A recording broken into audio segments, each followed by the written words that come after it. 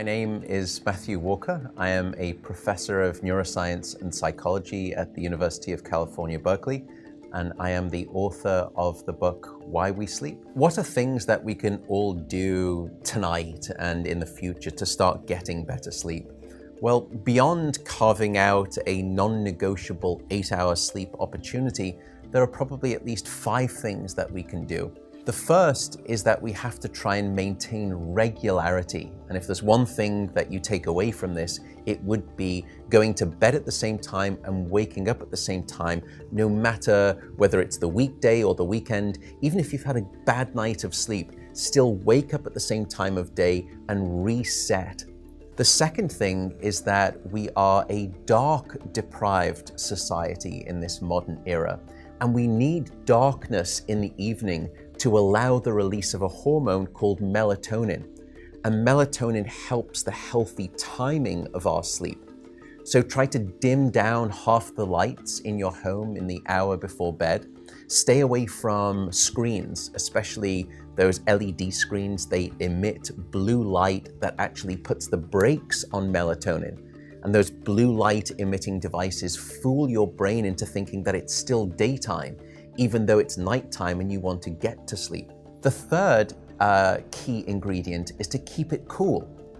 Many of us actually have a bedroom that's too warm in terms of temperature. So an optimal temperature is about 68 degrees Fahrenheit or about 18.5 degrees Celsius.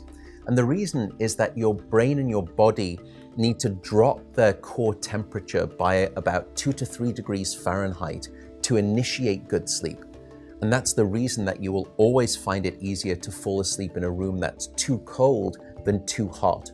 So having a cool room actually takes your brain and body in the right temperature direction to get good sleep. The fourth critical factor is actually avoiding alcohol and caffeine. Unfortunately, this makes me deeply unpopular, but alcohol is perhaps the most misunderstood drug when it comes to sleep. People think that it helps them fall asleep. That's not actually true. Alcohol is a class of drugs that we call the sedatives. And what you're doing is just knocking your brain out. You're not putting it into natural sleep. We also know that alcohol will fragment your sleep, so you'll wake up many more times throughout the night. And alcohol is also a very potent chemical for blocking your dream sleep or your rapid eye movement sleep. Caffeine is also a problem. Many of us know that caffeine can keep us awake. It's an alerting chemical. It's a stimulant in terms of a class of drugs. But few people know that even if you can have a cup of coffee after dinner and you fall asleep fine and maybe you stay asleep, the depth of the deep sleep that you have when there is caffeine within your brain isn't as deep as when you have abstained from that cup of coffee after dinner.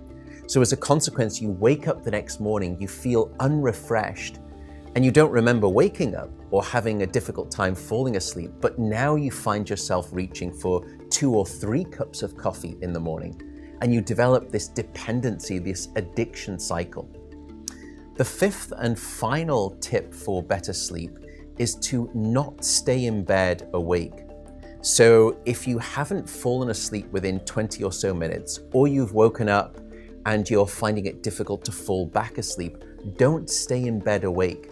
The reason is that your brain very quickly starts to learn the association between your bed being about the place that you're awake rather than your bed being about sleep. So the advice is to get up, go to another room, and in dim light, just read a book. No screens, no email checking, no food. And only when you feel sleepy should you return to bed. And that way you can actually then relearn the association between your bedroom being about the place of sleep rather than being awake. I should also note that some people don't like the idea of getting up and going out to a different room if it's dark and they're warm in bed. An alternative is actually meditation. Meditation has been demonstrated in clinical trials to help people just relax the body, calm down the fight or flight branch of the nervous system that can happen when we wake up in the middle of the night and we have that Rolodex of anxiety thoughts. And by meditating, you can start to quiet the mind as well as the body, and that also helps you fall back asleep more easily.